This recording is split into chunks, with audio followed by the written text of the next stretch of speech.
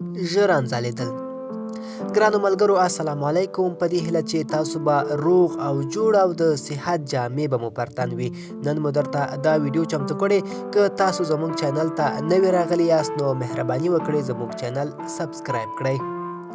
ژر انځالېدل د جنسي ملګري تر قناعت او اشباع کېدو مخکې د مني خارجېدو ته ژر انځالېدل وایي. څېړنې ښایي چې په هرو دریو نارینهو کې یو د ژر انځالېدو ستونزه لري. د انځالېدو لپاره کوم ځانګړی طبیعي معیار او وخت نه دی ټاکل شوی. د ژر انځالېدو او په وخت انځالېدو موضوع د دواړو لوریو قناعت او اشباع پورې اړه لري. د ژر انځالېدو لاملونه په 100 کې 95 نارینه کومه ځانګړې روغتیایي ستونزه نه لري، خو بیا هم لاندې ټکي د ژر انځالېدو لامل کېدای شي. لومړی، په ځوانۍ کې د موټک یا جلق وهل د تذکیر د آلې د حساسېدو سبب ګرځي.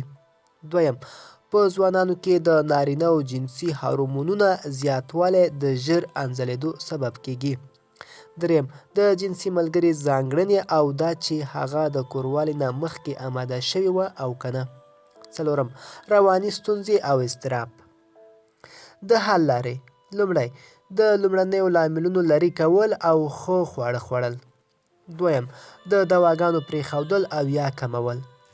دریم، ښځه باید د دخول نه مخکې کاملا اماده کړی شي.